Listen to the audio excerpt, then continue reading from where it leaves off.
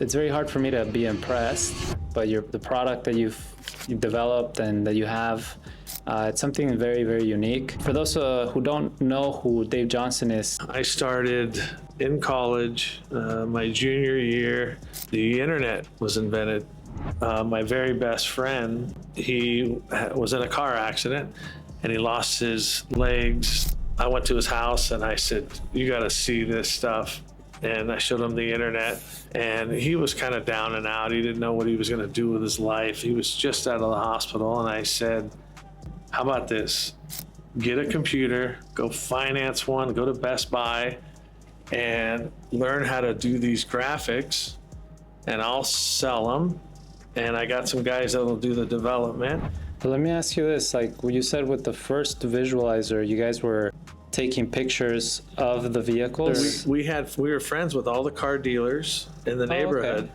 Okay. And I would literally drive by and go, "Oh man, I need that car." And then I would drive up, park, and say, "Hey, I'm going to borrow the car." And sometimes if it was a brand new car, we'll pull people on the side of the road. "Hey, I want to shoot your car. Follow me. I have a studio over here." And most people were cool about it, but then some would be like, "Oh man, you're a freak." Yeah. And they would speed away. All right, well, Dave, thank you so much for your time. I appreciate your time. I know, again, also you're a busy man. You made some time on a Thursday, so I appreciate it. My pleasure. Hey guys, I just realized that I forgot to mention again the sponsor of this video. So the sponsor of this video is TireBase. If you're looking for a shop management system, a POS system, and inventory control, if you have more than 50 tires in your shop and you're looking on a way to just keep better control, definitely check them out. If you're looking for just billing, invoicing, accounts receivable, or if you're a wholesaler or you're looking to get into wholesale, again, TireBase is hands down the best software solution out there. So I'll be leaving a link in the description below. Thank you so much, TireBase, for sponsoring this great podcast. And without further ado, let's go ahead and continue. I hope you guys enjoy the podcast. Thanks. I've gotten the opportunity to know you I think we've acquainted ourselves for longer, but I've met you in person about 2 months ago.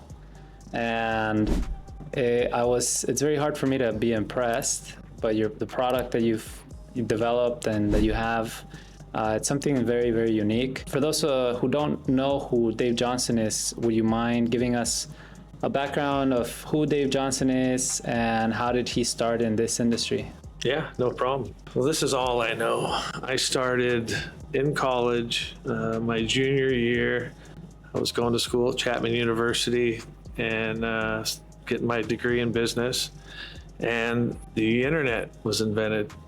Literally, like one of my business classes, it was we had terminals in front of us, these big old computers, and we're going online. And for the most part, it was very rudimentary, Netscape 1 and stuff like that. But I'm an automotive guy at heart. I bleed motor oil from day one, just a car guy.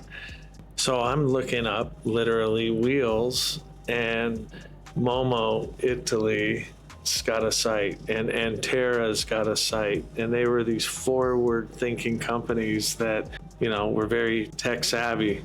And I was like, wow, look at this. And when I left school that day, I went down the street to Wheel Warehouse, which was where we would go get our wheels and tires, and I plugged into his modem and dialed up from my laptop, and I showed him Momo and I showed him Antera, and I'm like, "You got to have a website." I didn't know how to make websites. I didn't know anything about them, but I convinced him to give me $2,500 to build a website.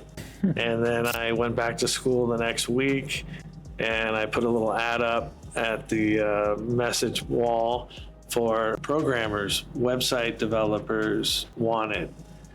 And I found a couple of guys who said they could build websites, and I just did the layout and the structure, and very rudimentary. And I split some money with them. And then I had, at the time, my very best friend, he was in a car accident, and he lost his legs because he got gangrene in his lower aorta, and they had to amputate his legs. Well, I went to his house and I said, "You got to see this stuff." And I showed him the internet, and he was kind of down and out. He didn't know what he was going to do with his life. He was just out of the hospital. And I said, "How about this? Get a computer, go finance one, go to Best Buy, and learn how to do these graphics, and I'll sell them. And I got some guys that'll do the development, and we'll spin up a little company." And this is while I was in college.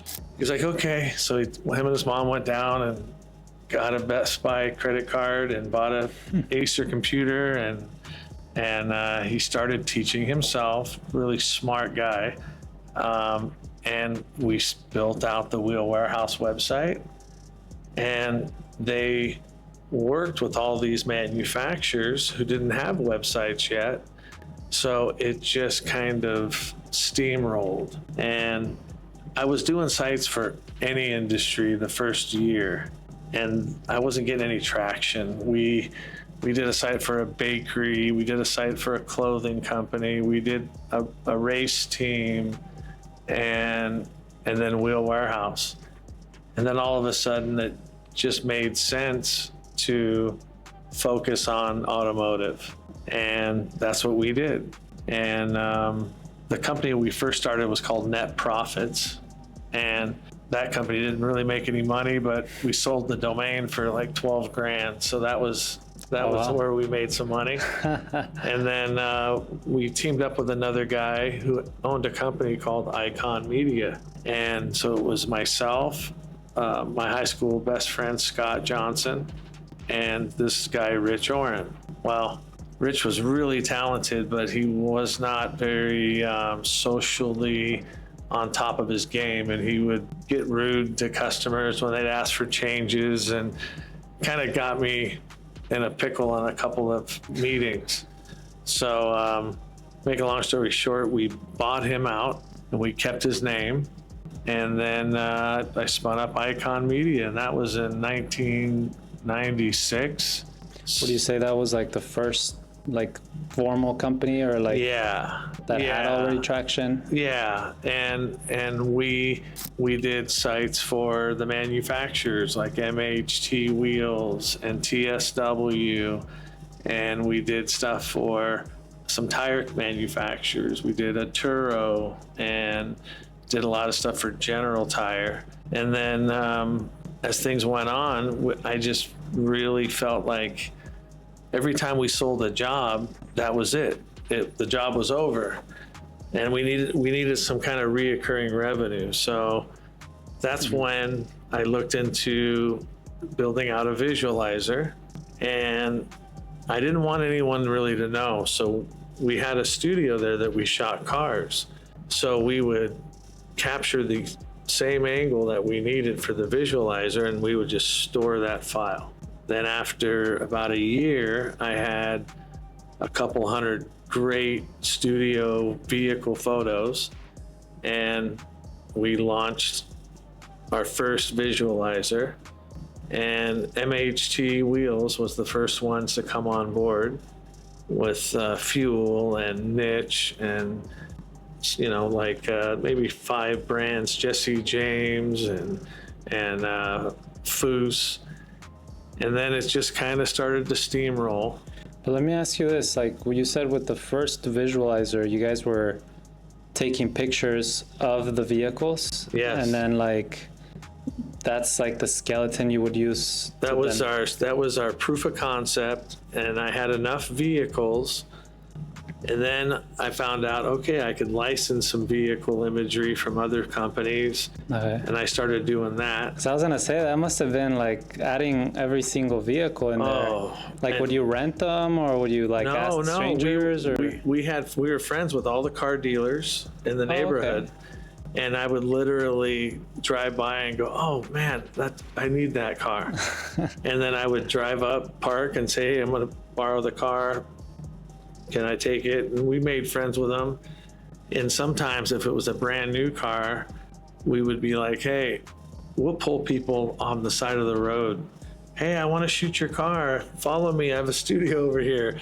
And most people were cool about it, but then some would be like, oh man, you're a freak. Yeah. And they would speed away. But no, we shot a ton of vehicles, and then we leveraged that to get more vehicles. And it was a blast. How was the licensing working? So when you said, then you found out there's companies that could license you the image already, was this like... They had never had someone come to them for a visualizer licensing. So, you know, I worked out a couple of good deals where it was, you know, per load, like per visit. So as long as we didn't have the cars at the beginning of the visualizer and they were, you know, year, make, model, and then you would get to it, I could keep the prices down pretty well. So, you know, it worked for a while.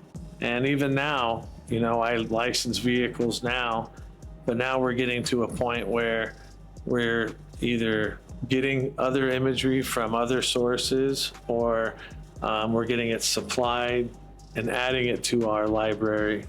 But we have 93,000 vehicles in the AutoSync visualizer right now. It's without a doubt the largest library for visualization out there. I bet. That's a lot. That's a lot of images. It's crazy. But just to wrap up with the last company. So I had a company, Icon Media, for 25 years. And my partner was Scott Johnson. We met in high school. We were best friends growing up. And the last few years of owning that business, I felt like it was time to reinvent this visualizer, that there was other technologies coming out, and what we had was, you know, 7, 8 years old.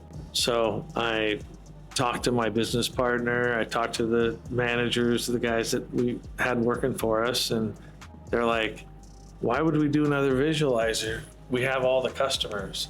And I'm like, guys, if you don't think there's teams of younger people wanting to build something or already building something to displace us, you're crazy. But no one wanted to do it.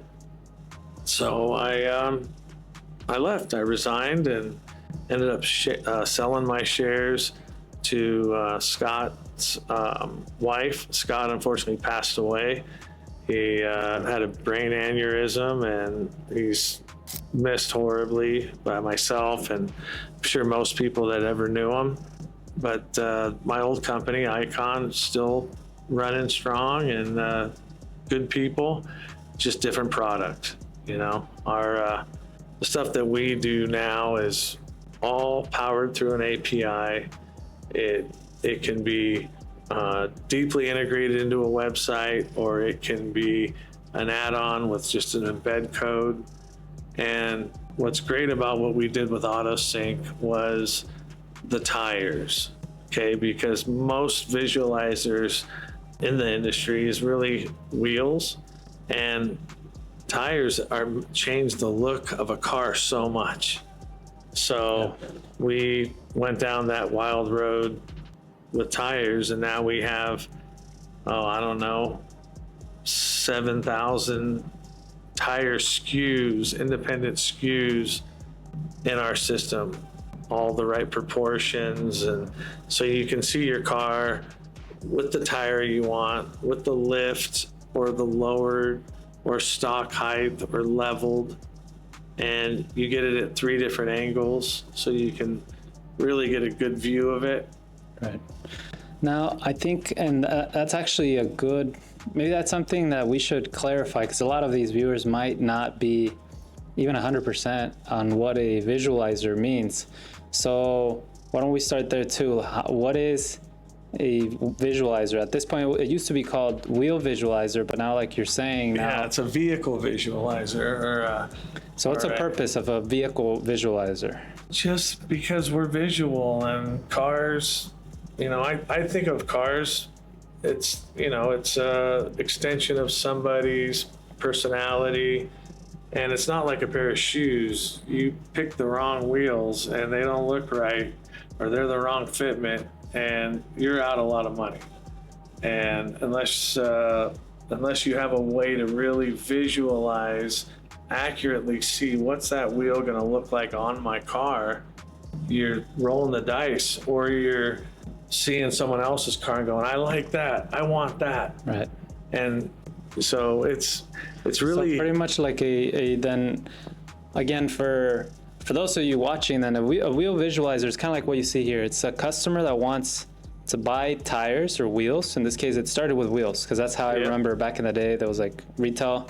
The customer always goes and says, I like these chrome, or I like these machine, but how's it gonna look? Can you put them on my vehicle? Can you like mount them? And then you're like, no, we can't do that, and then oftentimes that could be a cost for us to lose the sale, or maybe upgrade them to a different wheel. What they used to do is they would have these little shelves, and they'd put them out in front of the car, and then they would bring the wheel out of the showroom and put it at the height where the wheel is, and they'd stand back and look. And that's what all of the retail shops that sold wheels would do. And especially Wheel Warehouse, which is our first customer we had, that's what they did. So it started with wheels, and tires came second, and then suspension. And now we're also doing exterior accessories, body kits, bumpers, steps, grills, shells, so all of those items, you can technically customize your vehicles. I see. Yeah, it's pretty wild. Now, I've seen, like I said, I've seen what you guys have done. The design is really well, very clean. I'm assuming that has to be kind of like you. Like, are you part of the design? Do you go through that design process yourself? Believe it or not, I'm colorblind. Oh, wow. Yeah. And I used to do a lot of press checks for catalogs, because I'm colorblind, but I know what's right and what isn't somehow. And when it comes to like UX and layout and design, it's all about looking at what works, finding out in the industry who's got the best aesthetics, looking at other industries. I mean, we got inspiration for ours from Apple. We got inspiration of what we have from other industries, jewelry, stuff like that. And it's difficult because it's so much information, and 80% of the people using visualizers are on a mobile phone. Yeah. So this is nice and easy to be able to show it on a big widescreen, but the difficulty is the UX for mobile. And that's over time, we just keep tweaking it, and we do A/B testing. So we'll launch it in 2 different designs, and then we'll follow our analytics, and we'll see what's got a higher bounce rate, and we'll lean toward the other version. So natively speaking, you guys have built a platform where you can perform A/B testing and then keep track of that design, and then just easily or seamlessly just replace that or set that as default. Exactly. That's very nice. The AutoSync platform is 100% on the cloud, and that was a little difficult in itself. And it's 100% powered by an API with no hard coding. So everything we do, we've got to have documentation. We've got to have a software developer's kit and a sandbox, and so we really cater to the developers and the marketing managers for companies, because when they see what we've built, they see it's flexible, it can be integrated. A deep integration where there's just a view on vehicle. So they have their whole website just the way they had it, and they can add this little widget that shows it on the vehicle in line in the page, or it can be, as a pop-up or a light box. So that was, those were the struggles I had with my previous company, is people would want, everybody loves it, but everybody wants something a little different. Now, what happened with, so you said you were at Icon, what made you stay in the automotive? Like, why not design? I'm assuming there were other industries that could have paid more for tech, for software, for websites. Then I'd have to meet a whole bunch of new people and have a whole nother Rolodex. I mean, I've literally been in this industry 30 years. So I have a really good network of people that I've worked with over the past. And, you know, I try real hard to make sure that I over deliver and I under promise and I provide, you know, tools that generate revenue. So to go into another industry, it would be, you need another lifetime. That's how I look at it. But we do have a lot of interest in our platform being repurposed for other industries. And what's great is we can do that because it's on the cloud and the way it's built. And we couldn't do that before. I couldn't do that at my old company. And so, yeah, we're open to companies repurposing it. If another industry wants to, we'll license it to them. Now, when you just started the company, were you bootstrapping or were you always just based on sales growing your company, or how? Tell us more about that journey. It was bootstrapped for sure. We spent 2 years building this out with developers before we ever generated a dime. So that first 2 years was tough. And fortunately, our first customer to come on board was Discount Tire.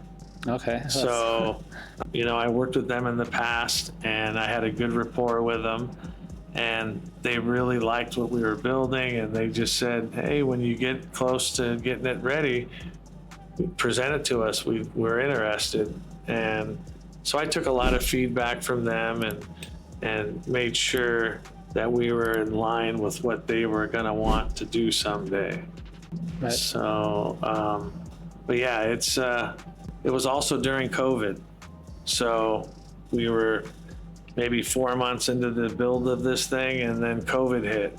And so everyone worked out of their homes. A lot of the team they're in Canada or South America, my development team. And I just try to keep them on our time zone, which has been great. So I've got guys that's been with us for 4 years now that are running the development team. Now, I'm assuming you also never kind of had the peak or interest in running like a shop or specifically getting in the business yourself. You always knew that this was kind of like your... Yeah, I like to take care of the customer, and I don't want to compete with them. And I like this space. I like willing something into existence out of nowhere. I like pinpointing a problem that maybe people don't see as a problem until they see a solution. So that's really my passion for this type of a business. It's solving problems and bringing value and not having predatory contracts. I'm totally against like, oh, you got to sign up for 2 years, make a 2-year commitment and I'll lock the price, but you don't like it or it's not working for you, then I don't want your money. We'll shut it off. I don't think it's fair for companies. I've been locked into some predatory contracts, and man, they're fun. Yeah, they're no fun. And by the way, guys, if you're watching this video, next week we're going to be releasing a demo of the software as well, on how it works, like the bells and whistles and everything. Nice. So that Dave's going to be giving us actually shortly, but we'll be able to expand the screen so you guys could see like the features, kind of like everything, like go in depth as to, well, normally we do a walkthrough of people's warehouse or shop. In this case, we're going to be doing a walkthrough of the software itself, kind of like a test drive. So if you're watching this video, or if you're already watching it past, chances are, we'll leave like a card here so you can just click and then it'll take you to the demo video so you could take a look at it, because it's a very nice tool. But okay, no, for me, it's always, it seems like there's, like, again, coming from like personal experience, everyone who's been in this industry kind of like has been either grown up or had a shop or had a warehouse, and it seems like you just were interested in tech. You happen to what make you pick that wheelhouse, you said it was called? Yeah, Wheel Warehouse. 'Cause Wheel that's Warehouse. that's where I would go. I would go there to get tires for my car, and I even bought my wheels there, my first set of wheels, and I literally bought one wheel at a time because that's all I could afford. And I'd buy one, I'd bring it home, I'd stare at it in my room, and then I'd order the other one and pick it up. And yeah, it's what Scott and I, my ex-business partner, we were just into cars growing up. And my my dad was into cars and trucks, and so it was just something that we did. We'd work on our cars, put stereos, wheels, tires, just upgrade them, and then that's what our social life was. What would you say right now it's like the biggest challenge AutoSync faces? I think the biggest challenge that we face is probably staying cutting edge with the vehicles, what's trending as far as the sizes of the products. There's different regions have different trends. And like right now for trucks, it's small diameters, and it's large tire sidewalls. For cars, when we first started, we didn't have as many staggered fitments when I first started doing this stuff. Because originally, my historically what I'd spent time on in business was creating catalogs for companies, creating assets, doing photography. And that's what I did back at Icon Media. And then I had the idea of the visualizer, and so that was deployed. And then, fast forward 10, 15 years, and now here at AutoSync, we do some photography of wheels, but for the most part, everything is digital. It's renderings. We render tires every month, a bunch of tires. And we pay out of pocket for that because we're building digital assets that we can license to people. So we're in the process of building libraries of every tire brand and every tire size of each style. So it's tens of thousands of products. Yeah. But I think it's ironic that, the tire industry, in comparison to the wheels, that you take the top 10 or 20 tire manufacturers, that's like 100 million in revenue a year, 300 million in revenue if you look at the game, in comparison to wheels where it's much less. So I think it's ironic that a tire manufacturer will have one picture of one size that represents 70 sizes, and they're doing billions in revenue. Why wouldn't they have a picture of each size? Because they look a lot different. Yeah. So that's one of the things that we're looking to push is, show me what that tire looks like, not any tire with that style. Because if I'm buying a 22-inch tire, with a tire that holds a 22-inch wheel, say a 35, and the picture is a 17-inch and it's a 31, Yeah. it's hard to visualize that. And tires cost as much as wheels now. They didn't used to? No, it was always, wheels were extremely expensive and tires were inexpensive. Now with the tariffs, they're all expensive, but now, good performance tire, a Michelin, Toyo, Nitto, you're going to spend about the same as you would on a wheel. But then there's wheels that are $2,500 a wheel now. So No, wow. So that's an interesting. I didn't know that tires before were like perceived as cheaper than the wheel. Oh yeah, yeah. So times change. Do you think Yes. tires will continue to increase in price, or Yeah, I think wheels went through this. There was a time when there was 5, maybe at the 10 wheel manufacturers or brands even. When we first started doing this, you had American Racing, you had KMC, you had just a handful of wheel brands. And now there's 350 wheel brands. And tires is going through that now, because there used to be 100 tire brands, and now there's 600 tire brands. well, now anybody could do almost the private brand or a private label. So then Yes. that, even though the design on your end might still be the same, well, now you still got to consider it's a different brand, and that there's probably going to be a different SKU, and it makes our lives a little harder. Yes. Yes. Yeah, and the tire game is also pretty difficult because the load rating and there's just a lot, especially building a wheel and tire package. There's so many different attributes that you have to take into consideration. The car, the tire, and the wheel. The wheel's going to dictate your offset. The tire's going to dictate how much space will fit in that fender of the car.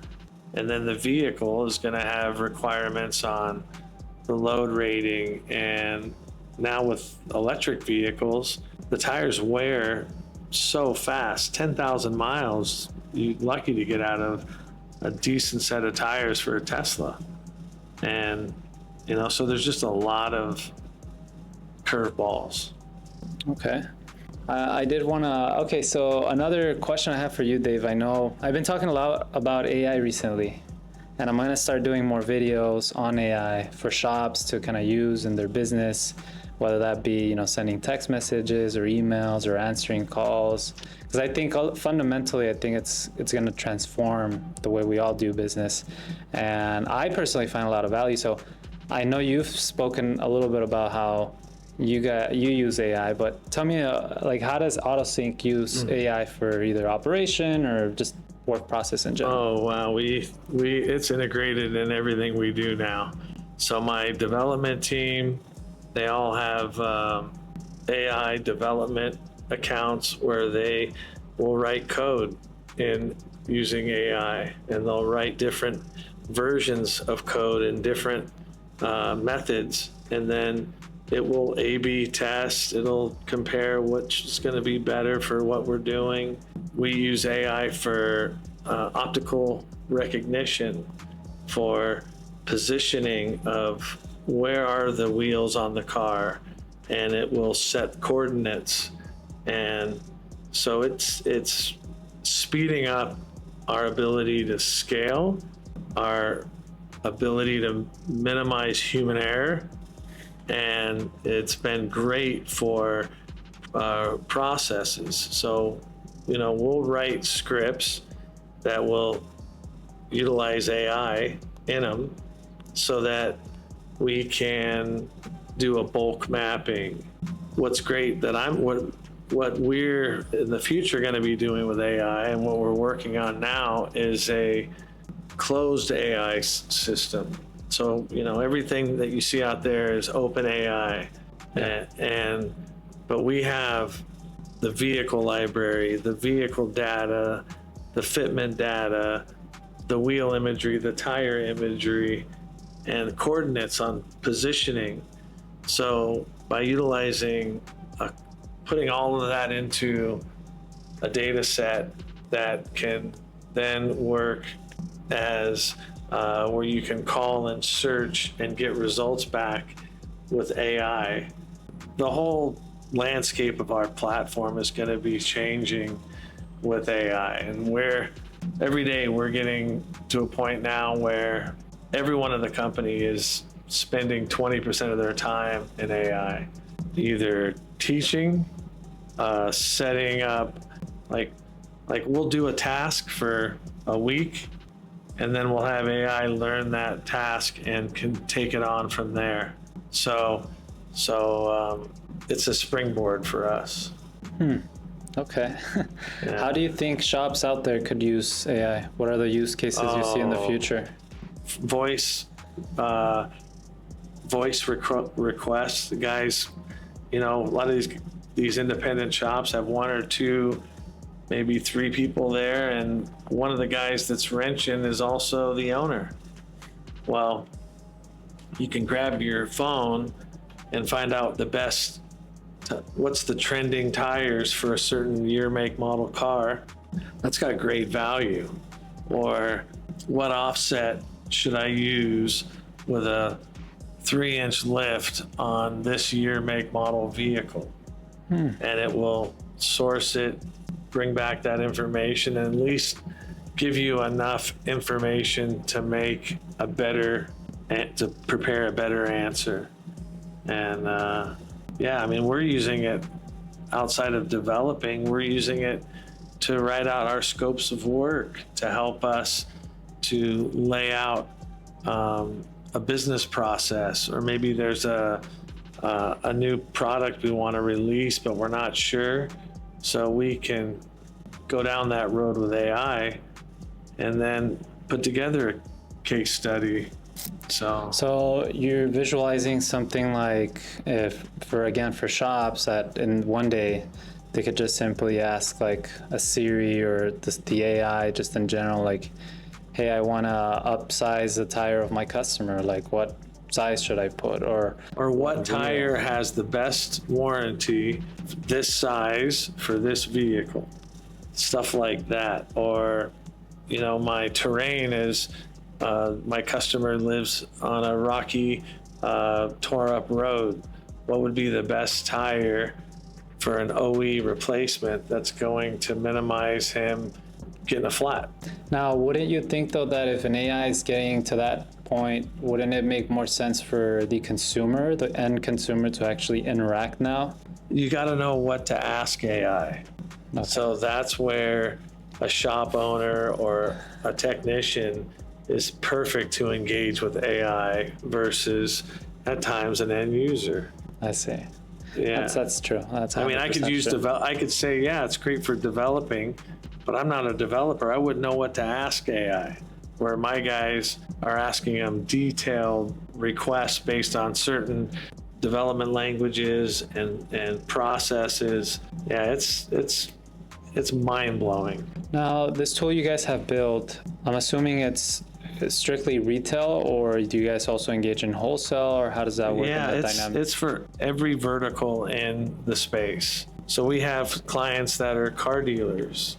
We have clients that are like for example, we mostly work with resellers. We work with teams of companies that are in the space that have customers, and we work with them so that we're not inundated with support issues. I feel like just lately, because of AI, a lot of our customers are leaning towards these AI chat bots and these services where they'll answer the phone for them. And the results have been amazing.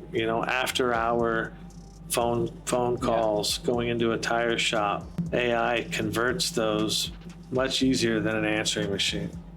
Can I, and this is just me asking, can I, like, for example, build an AI? Because that's very common, and again, that's kind of like what I'm going to be teaching a lot of these shops how to do, just how to build your own AI bot. Because I've seen companies that offer the AI chat bot and everything, but I think sooner or later, like, the consumer is going to have to know how to build it themselves, pick the model that they want, and then based on that, call APIs to specific niche companies. The consumer, like the end user? Well, the shop, in this case, the shop itself, right? Like, there's going to be either the son or the manager, the guy who wants to know and who doesn't want to. Again, some might be willing to pay for the end solution, like, hey, give me a chatbot and any change I need, I'll let you know. But some might want like a platform, right? that I can configure and pre-train on based on, I don't offer Goodyears, I only offer Michelins or whatever, you know? And so I think that's, in my opinion, that's kind of like how it's trending. But do you think that you mentioning this is like an open API or Closed? Well, it's a closed API, but everything's based on API calls, right? And so would it be possible then for us to, so like that vehicle, that Jeep that you have right there, can you make a request through an API to bring me this Jeep with this type of vehicle? Yeah, Wheels? if it's closed API, yes. If it's open, I think from what I've seen historically, you've got to just also refer to them as the source of the information. So, there's different AI bots. There's some out there now under like, Chat GPT, where you can ask a question about tires and it'll come back and say, this was powered by. Correct. He'll cite the source. Yes. Much. But like, I'm thinking like, let's forget about the open or closed API for a moment. If there's a chat bot that can be configured and then we just add as a tool AutoSync, and then you could say, hey, I want you to interact with my end consumer. And when my end consumer tells me I have a Jeep that's red and I want some wheels, and the AI is going to recommend some options based on availability and all that. And then at the end, like, do you want to see how it looks?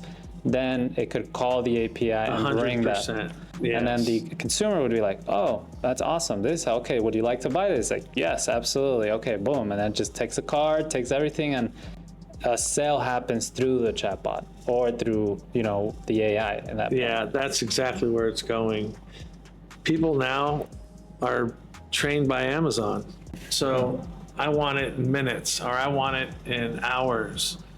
They want this immediate, who's got the best price for tires for my car closest to me. So AI is great if the data sets are current and available.